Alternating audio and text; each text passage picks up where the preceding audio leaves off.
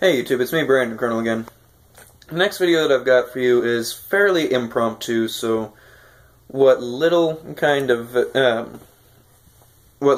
planning I usually do beforehand, which I'll be honest isn't always much, and some of you could probably tell that. I definitely need to get better about that. But what little planning that I do beforehand is going to be even less planned now, because I literally decided to do this video in about the past 15-20 minutes, maybe the past half hour. Because I actually had a request for this video, and I figured, hey, I've got the time right now, might as well get it up as soon as possible. Well, I've actually got the time to do it. So, as you've probably seen from the title, which still, as of this moment, has yet to be determined, basically, it's a sharpening video. Now, I have had other sharpening videos in the past on my channel, but eventually I just decided to get rid of them because either my philosophies on how, well, not philosophies, I guess, but my ideas on how to sharpen have changed. I just didn't like the video overall. Something in general, I didn't really care for it. So I took those videos down. And also, they weren't exactly getting viewed to begin with. I'm going to try to make this one a little bit shorter, so that way it's a little bit easier to watch to begin with. But at the same time, I'm going to probably edit it up a little bit. Granted, if it's taking too long, then I'm going to edit it up. If it's anything under 20 minutes, then sure, I'll just keep it like that. But if I think it's taking too long, sure. Now, as far as what I'm using and what I'm going to be sharpening, I'm going to be sharpening this Lightning OTF. It's a knife that I haven't actually reviewed on my channel yet, but I really do plan to. And the only reason why I haven't reviewed it yet is because, well, I couldn't legally carry an auto just yet. And ever since Blade Show, I actually found out that I can. And I don't need a permit for it, at least not anymore. Within the past year, they've actually changed that. So, enough on that. But I will also go over various tools that I actually use to sharpen, so that way you guys can get the full array that I actually use. Because the person who was asking me specifically wanted to know about hand sharpening. And so I'm just going to show you real quick the kind of stuff that I use. This is one thing that I use right here. It's basically the Lansky ceramic rod turnstile box. And it's got two different grades of stones. And it goes in that way.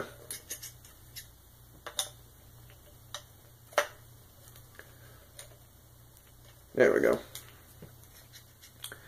And you basically just set it up something like that. Granted, you're only going to be using one side at a time. This is a 20-degree side, and then this one is a 25-degree side. So you do have that small variability, but again, this is a fixed angle. So what I typically do is I just simply take the rods, hold them up in the air, and then I go across like I normally would. Now, just in case some of you do have a really good eye, yes, this already is fairly sharp as it is, and it does have a pretty good mirror polish on it. After that go on the ceramic rod, it's not quite as good as it was, even though it was only one pass. And I can noticeably tell that there's a lot more scratches on it, even just after that one. But it's still decently sharp.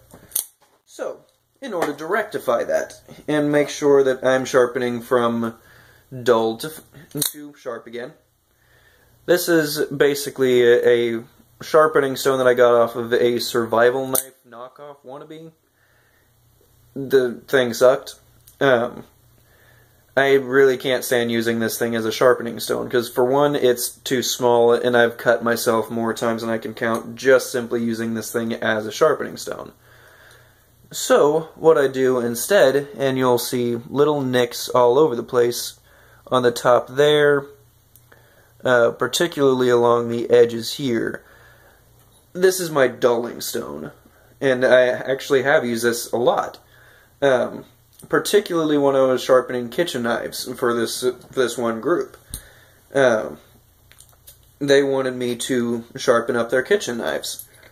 Well, actually, I think that I volunteered for that. But basically, some of the knives actually had too many nicks in them in order to reasonably just sharpen out. So instead, what I did was this: took the edge, put it on the stone, and just simply ground it out until basically the chips were completely gone. Sure, I was left with a completely blunted edge, but I was going to anyways. I mean, most of these knives were completely blunt to begin with. But yeah, so I'm going to do that here.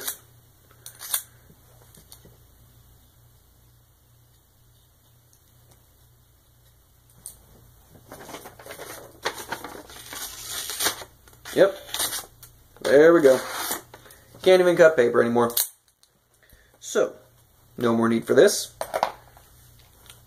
And so, I am going to start off with I'm going to start off with this 250 grit stone.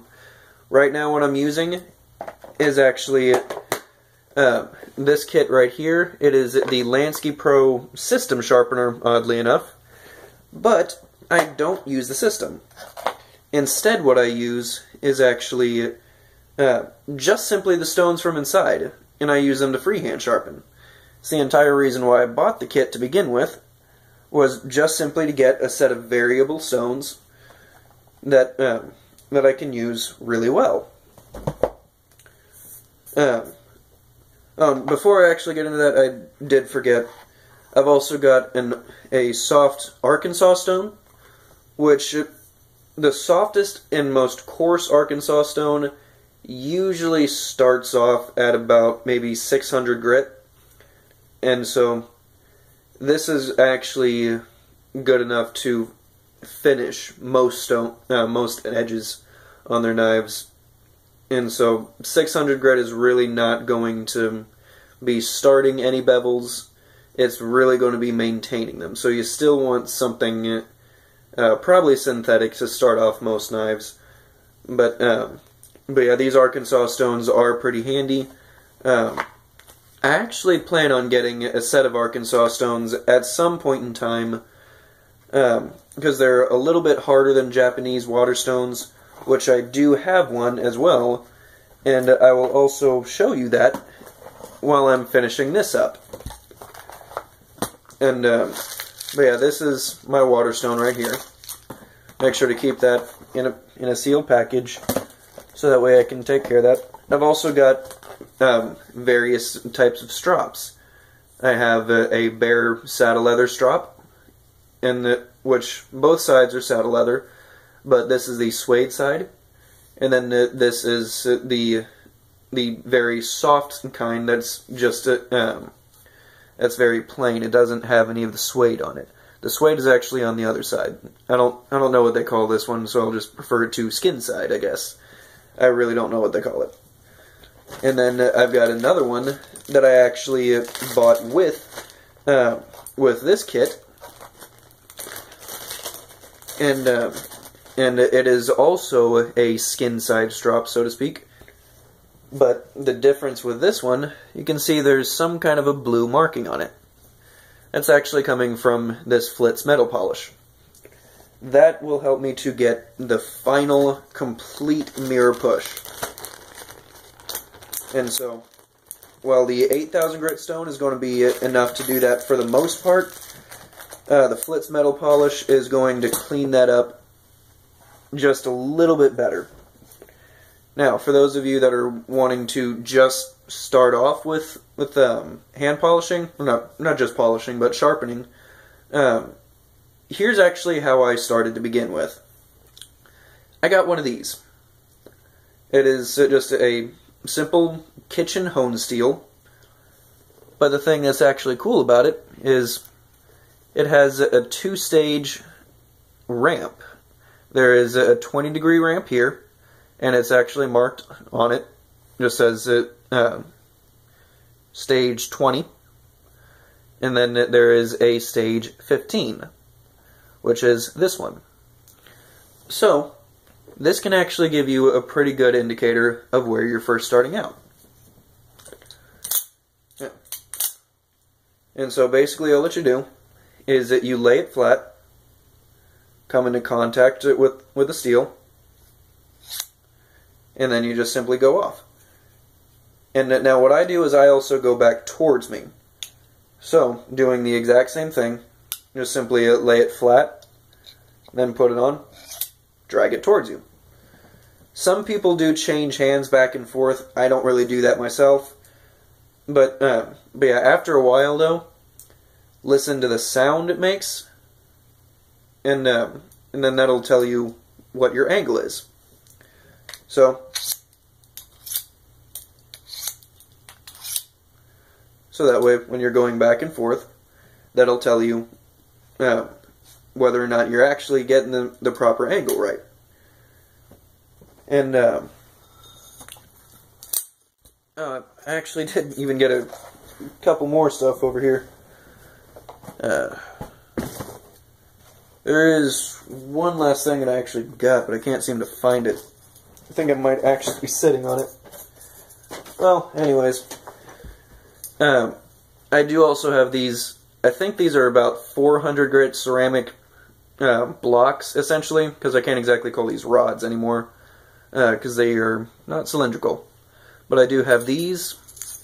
These don't get used quite as often, but they do get used in a pinch every once in a while. And then I also do have this DMT fine diamond bench stone. These are pretty good. And particularly if I'm looking to set a bevel just perfectly, then and I want complete control over what I'm doing, then I'm going to use one of these. And I think that my camera's tilting back just a little bit. Let me fix that. Okay. And I do have one more sharpening utensil, so to speak. But like I said, I think it might be sitting on that somewhere. One sec.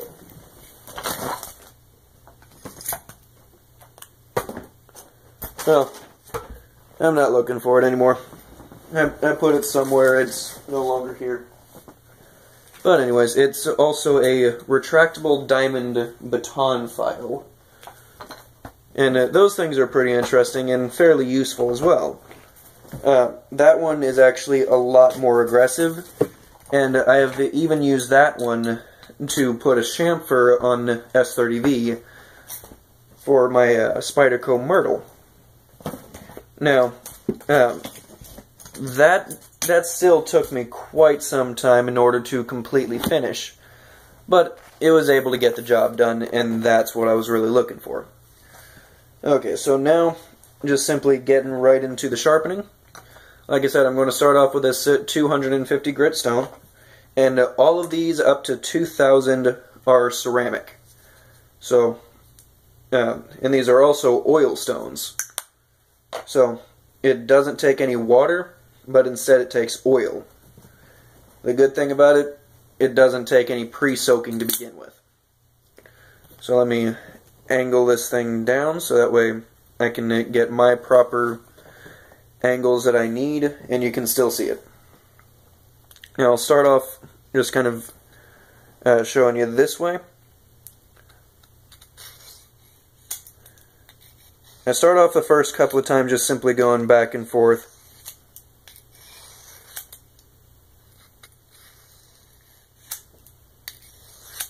Before then, I just start off counting 100 strokes forward and 100 strokes backward. Technically it'll end up being 200 because I go forward and then backward like that. And then when I flip it over, then I go again back towards me, and then back along the edge of the knife that way. So that tends to work out pretty well. The people from like all of the system sharpeners will usually just tell you, go until you form that burr. Well, I like to usually have a little bit more quality control over it, so I count out exactly how many strokes I'm doing, so that way I'm not just simply going for a burr. Because that way, you can actually get the edge leaning to one side or the other, if you're not careful. So, I'm going to go a little bit faster, speed this up just a little bit, because I'm already at 15 minutes.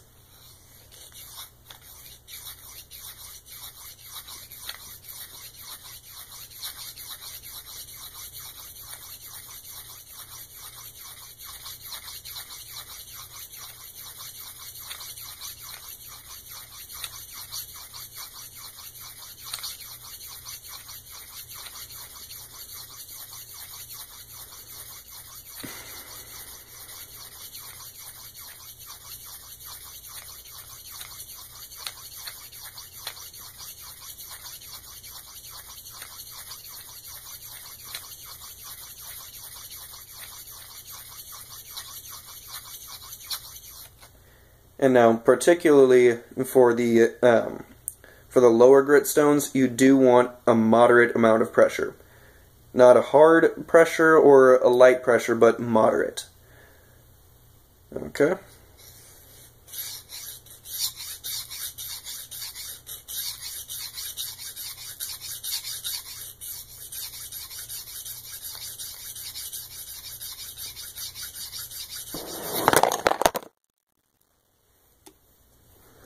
And of course it would fall off on me right there. Okay, let me try to reset that up a little bit.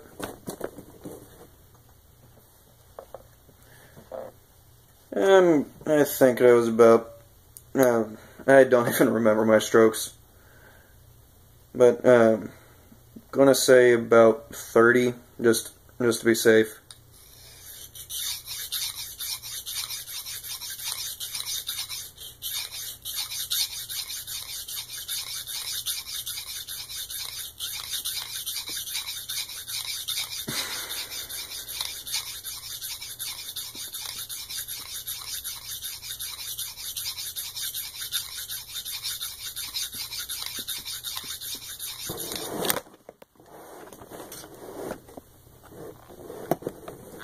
Okay.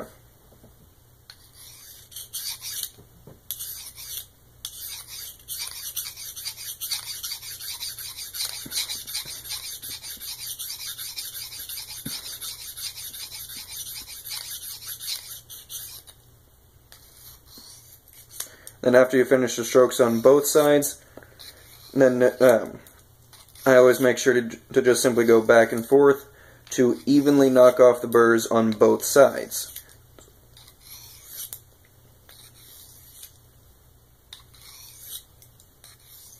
And you'll be able to feel when the burrs are off for the most part, but then after you can't really feel it anymore on the stone, then I always wipe it off. And then starting from the bevel going up, usually use 3 fingers and just start pushing up on both sides, and then my thumb on the other side. And you'll feel a slight catch. Sometimes it'll be bigger than others, but right now, about right here, I can still feel a small burr. So, I'm going to go on this side, and just ever so slightly give a little bit more work on the tip. But I want to go across the entire edge, so that way I don't get a lower spot up here than down here. And now some will say that you don't really have to worry too much about that, because all in all it's not removing enough steel. Well, I'm a perfectionist, so I want to have the exact same amount of steel removed if I can. So that burr is going to prevent some of the stone from completely taking away everything. But at the same time, I do want just a little bit more assurance that I've gotten exactly what I need. Still got just a little bit of work.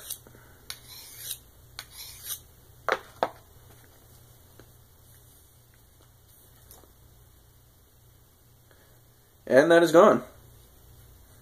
And I'm starting to feel that edge come back. So, let me test that out right here. There you go. Not quite as sharp as I would like it to be, but it is definitely sharper than after I completely took the edge off. So, that's it. That's basically how you freehand restore an edge. Now what I'm going to do is basically just pause the video here, so that way I can completely take it up all the way through the grits, maybe just coming in every once in a while for a small amount of commentary, and I will definitely come back on the Waterstone. So, see you guys in just a little bit. Okay, I'm back. Now, I actually ended up having to go down a grit into the 120 grit stone because there was just something about the way that when I first started out, I didn't completely have the right angle. So in order to fix it a little bit faster, I just went down a grit in order to kind of fix that angular issue. And so now I've got the perfect angle all the way across. And so as you can see, that polish that was there is now completely gone. And it's the same kind of matte finish, somewhat. Kind of like a matte finish almost on the top. But yeah, that it is the same all the way across, very even. Which, that takes quite a while in order to actually get down. So, for the guy who's wanting to basically just now get into sharpening, keep in mind, it's going to take a while before you can get basically just bevels this even all the way across, and get them even from one side to the other as well. It's going to take a while. You're probably going to screw up a few edges, not quite beyond repair, because quite frankly I don't think that there really is too much damage that you can actually do to an edge in order to truly make it beyond repair. But so, I did end up taking it back to the 250 grit stone, and I ran it back through that, and now we can already do just my standard dropping it straight through paper without even gripping it. Now, granted, that'll become easier as we go up through the grits, but you can already do it just from a 250 grit stone. So if basically a sharp edge is all that you need, then you can probably stop right here. But if you're looking for polishing, and also an edge that'll probably last a little bit longer, then that's where you want to start getting into polished edges, and basically just ensuring that you have the flattest edge humanly possible, which means you start going up progressive grits. Typically, even for just the average user, you'll want to take it at least up to a 600 grit stone, which I will show you guys now. Right now, this is my 600 grit stone, and again, this is still part of the Lansky set. So, again, oil. Just simply rub a small amount of it on. You don't need too much. And then just keep that same angle that you've been doing. 100 forward, 100 back.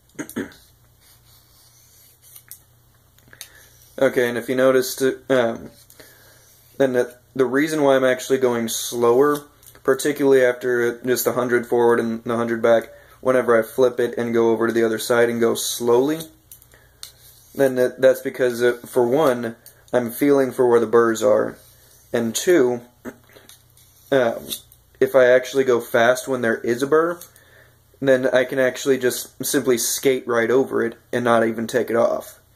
At which point, I'm just simply marring up the finish. So, I do make sure to take that a little bit slower, so that way I don't just simply skate across the burr, just simply trying to go at supersonic speeds all over again. So, it pays to slow it down just a little bit, so that way you can figure out where everything is at and get it right. Okay.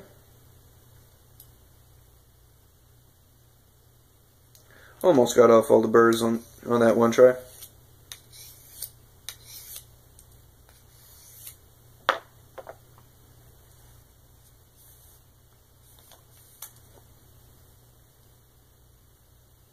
Okay. That's looking pretty good. Now I might take it another 100 passes on each side just to ensure that the polish is starting to come through a little bit better. But yeah, this is really starting to work already. And as you can see, it's getting even sharper. The smoother it gets, the sharper it's going to be. Which is why you really want to take it up as high of a grit as you can. Because, just in case you guys actually know this particular brand, I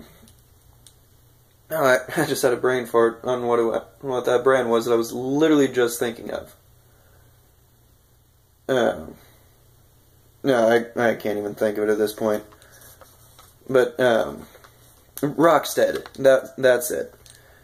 The entire reason why their edges last so inhumanly long is because there's not a single tooth along the entire edge.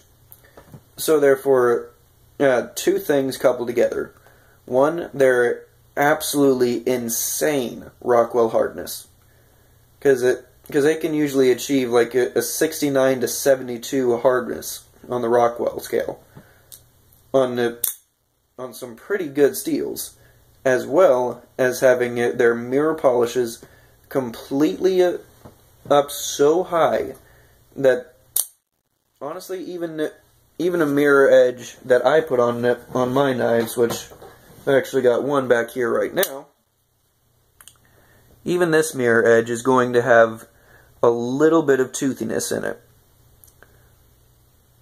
Yeah, this is going to have just a little bit of toothiness in it at some point in time, because even though I can get a mirror polish, I can't completely get that same exact finish on the edge itself. And so, it takes away from edge retention just a little bit. Whereas Rockstead, on the other hand, they don't have a problem with that. But yeah, so if you're going for absolute supreme edge retention on your knives, then make sure to take it up to as high of a grit as you humanly can. So I'm gonna stop the video again here, go up, go through this one again another 100 passes just to make sure that that I don't have to work too hard on the 4-digit stones, and because the more work you do on these stones, getting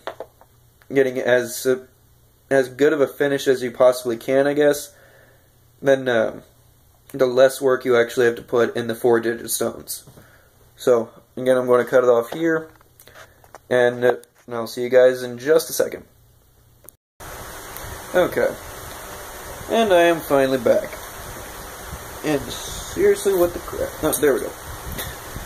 I literally turned on the camera only to lose the knife that I was just working on.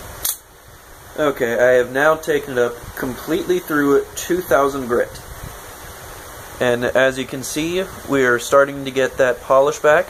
You can see quite a bit of reflectivity in there. You're seeing a little bit of the background, some of what's on my bed over there. And so yeah, this is getting to be a really good edge. For most people, this would actually be more than acceptable.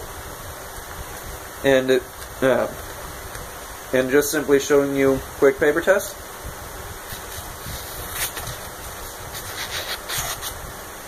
Honestly, I was actually just simply letting the back of my pinky kind of rest as just essentially the fulcrum.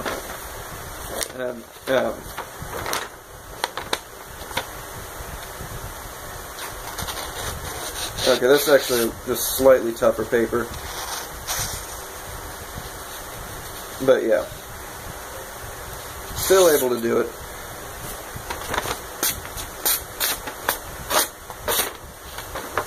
Yeah, so as you can see, this is exceedingly sharp at this point. And so, like I said, most people would actually find this perfectly acceptable. But now we're going to take it to the extreme and push it to stupid levels of insane mirror polishing. So now what typically I do, and not everybody may do this, this may just simply be me, but what I typically do is after the 2000 grit, then I take it to a strop. And so now I'm going to start off with the suede side, because that's, to me it seems like it's just a little bit more aggressive. And so what I do is the same 100 strokes forward, 100 strokes backward, flip it over, same thing, repeat. So I'm going to do that real quick.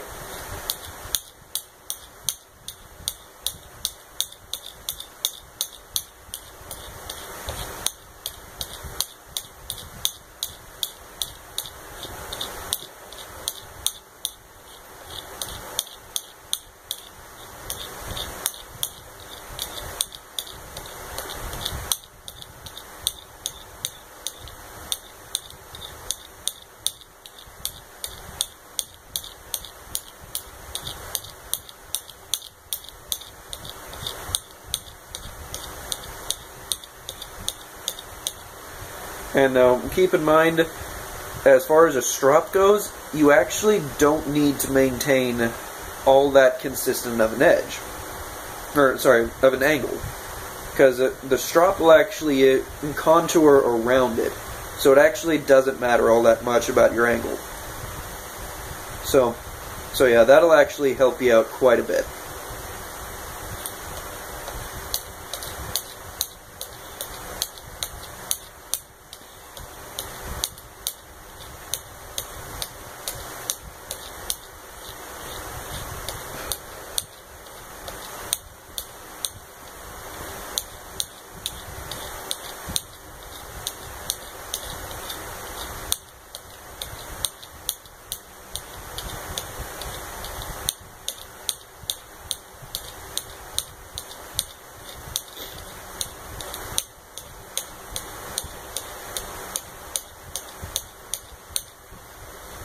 Okay.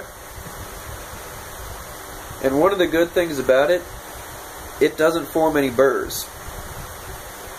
And if it does, well, you've probably got a compound, or you were pressing way too hard.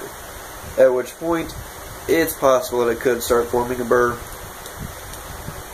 But I've had this strop for quite some time now, and while there are a couple of black spots here and there, like it right here, I think there's a small line going right here, because I have used it a little bit more right here, going for heavy recurves.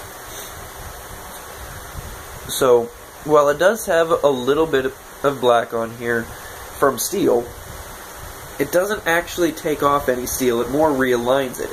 The steel that is on here is actually coming from after I've gotten done sharpening, so therefore it's actually removing the particles that are still on here. But even just after that little bit, you can see that this is actually even more polished than it was before. Because what it basically does is it cleans up the edge just a little bit, so that way it's already cleaner, but at the same time it realigns all of the structure of the blade essentially down to a little bit finer of a level than even say a 10,000 or even a 12,000 grit stone would, it's not necessarily going to polish it to that level, but it's going to realign it at a finer level than that would. So strops are actually pretty cool. And then once you start getting into like the various compounds, then you can really get really technical there and get down to what they call like micron levels. And that'll actually give you complete mirror polishes basically with a strop alone. I've actually heard of a couple of people that they've only sharpened up to maybe 600 grit and then took a strop with various compounds on it and pretty much just completely sharpened it up to a mirror polish after only taking it up to 600 grit. Now, would I personally do that ever? Heck no. I love my stones too much. But also you run the risk of convexing your edge. So that's why I save the strops to the end. And I'm actually going to pause it right now so that way I can do it on the what I call the skin side. And that'll probably save me a little bit of time on the video. So, be back in just a second. Okay. Now that I've gotten it on the skin side, it's even just a little bit more polished than it was before. So as you can see, you've got a nice reflectivity going on here.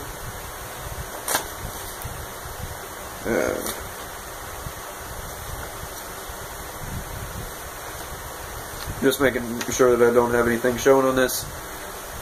Yeah. That is even sharper than it was before I started stropping it.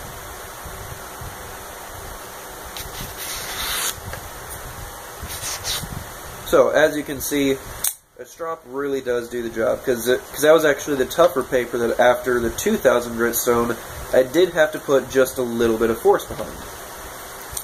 Whereas now,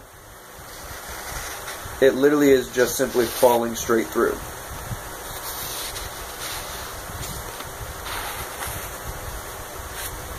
Yeah. So, the strop is really helpful. But, now to get my ultimate sharp edge, I've been letting my water stone just soak in some water for a little bit. And let me actually put down a towel over me, because for one, I am on my bed, and two, I don't want all kinds of water getting on me. So, I'll just keep the water off to the side, scoot this really close in. Okay. Now, seeing as this is a recurve, then I'm actually going to use the edge of the stone, so that way it can actually make it inside of the curvature. And so that works for all of my recurves. Just got to match the angle the same way, then just go to town.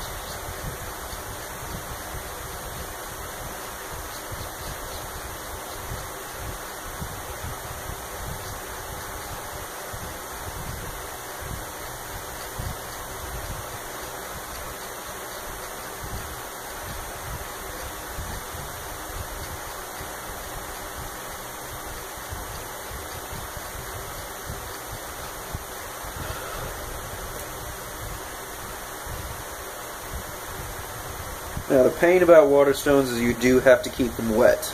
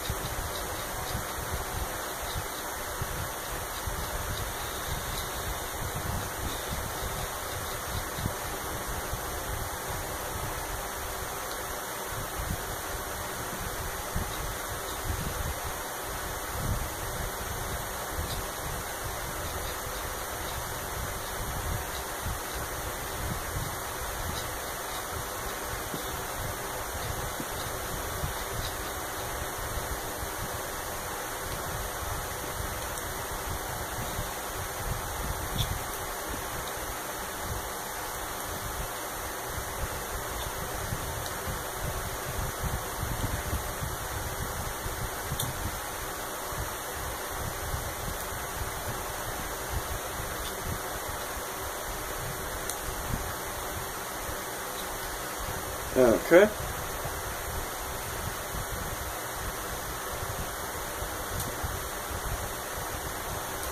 Gonna dry off my hands real quick.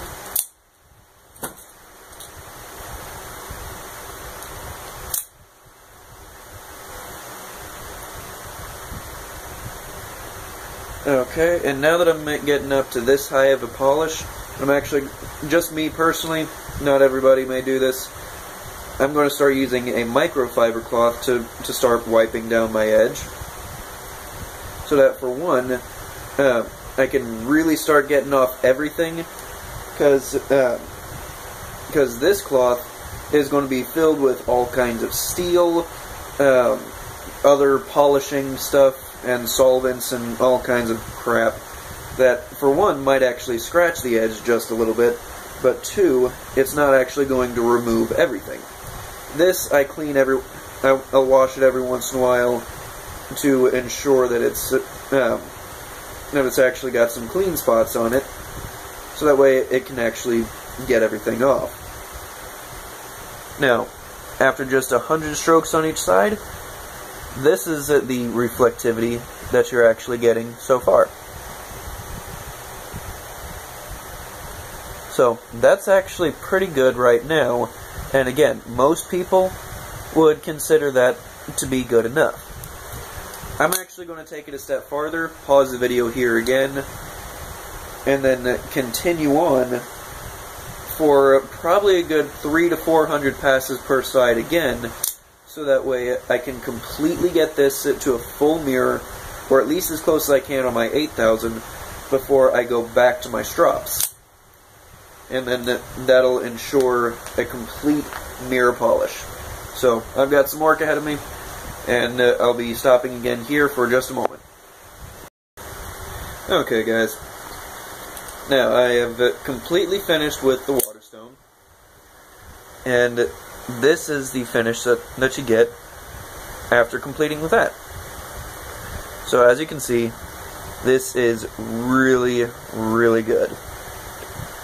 And for the longest time, even I was completely satisfied with that. But now that I have been able to take stropping to a new level, then I am going to go back on the strop, and then from there, I am going to finish up on this strop that I showed you guys a little earlier, well, much earlier in the video. So I'm going to pause the video right here, and then quickly go through this one before showing you the process of this one. So, see you guys in just 1 second. I actually did forget to show you real quick the cutting performance just off the 10,000 grit stone. So I was able to stop myself just before actually going on to the strop.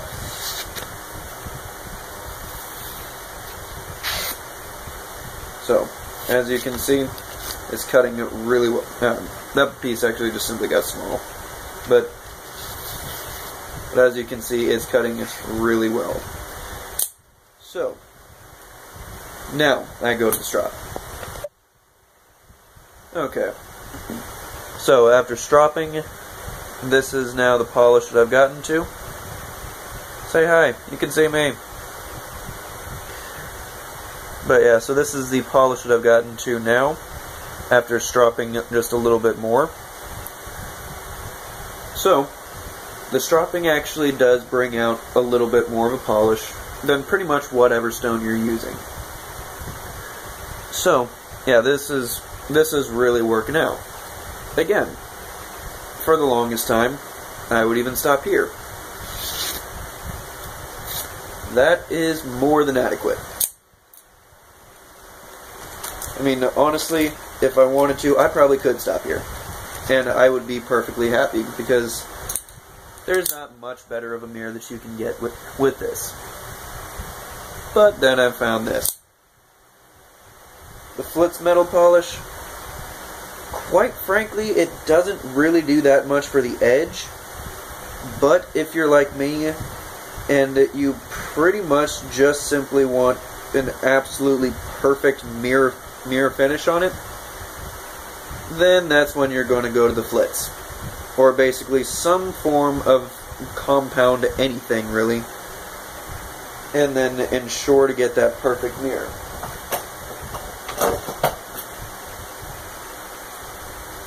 I actually got some stuff in the cap, so therefore I can get it out with that.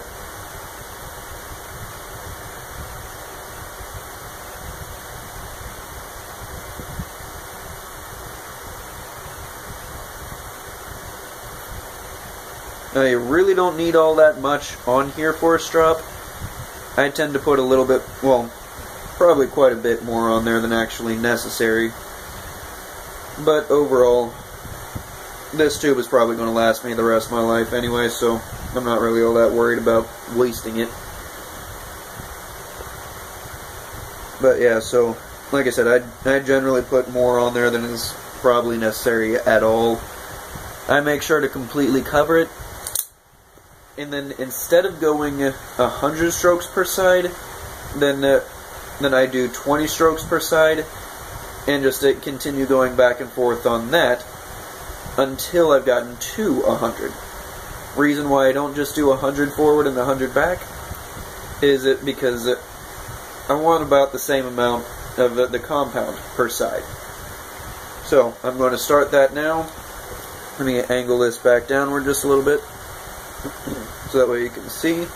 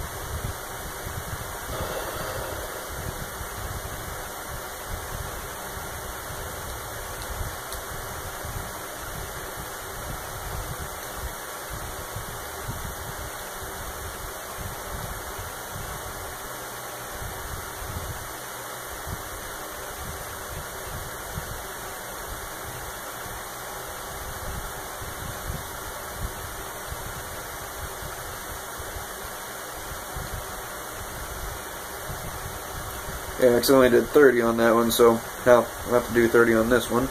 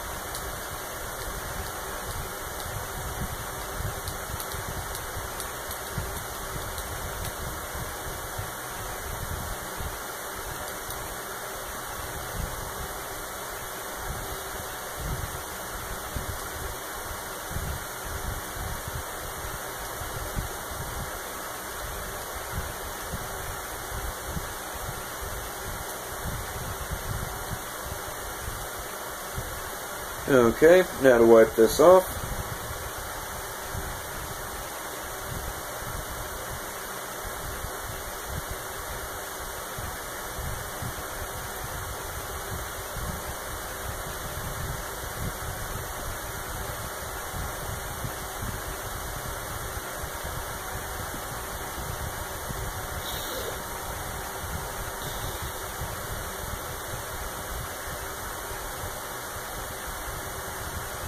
And I just want to make sure that everything is completely off of this, so that way when I show off the mirror polish, there's absolutely nothing left.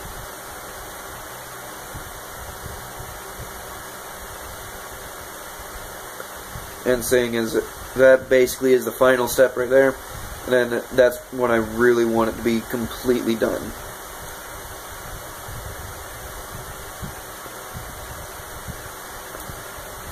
Which, let me actually get just a little bit of water on this.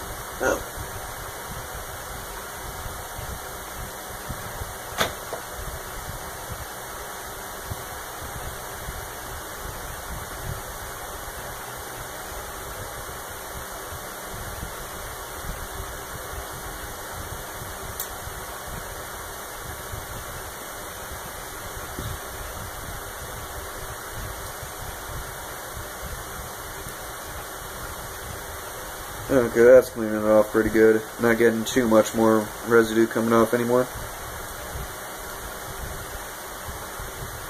Okay, this last pass should probably do it.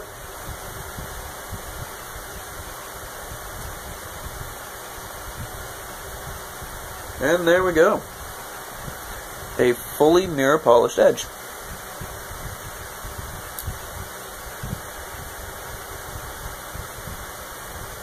And again, you can now actually see me waving in the camera and my blade. So yeah, that is a fully mirror polished edge, sharpened with the Lansky stones. And then up here, just to make sure that it's not bouncing the water on my bed, then I've got my 8000 grit Naniwa Japanese waterstone, a saddle leather strop with the suede side and what I call the skin side, and then another strop with the skin side up with some Flitz metal polish on it. And now, let's see the completed edge. Completely done with absolutely nothing left to do. Yeah. I think there's pretty much not a soul on earth that can argue the edge being inferior on this. Honestly, I don't think that all of the Wicked Edge guys could really do all that much better than this. And if they can, well, I'd like to see them prove it. So yeah. That's about it. And as far as maintaining it goes, pretty much just simply taking it through the strop after every couple of uses or so, and you're perfectly fine at that point. You can actually maintain the polish on this for quite some time, just as long as you continue to strop it. And particularly if you take the strop through this one again, and then that way you really don't have to worry about losing your mirror polish. Because, quite frankly, that's what helps to put the mirror polish on there in the first place. Actually got some compound on the outside of my bag. So there we go. That is the end of the video here. And if you got any questions about sharpening, feel free to ask me in the comments below. And as always, YouTube, stay safe.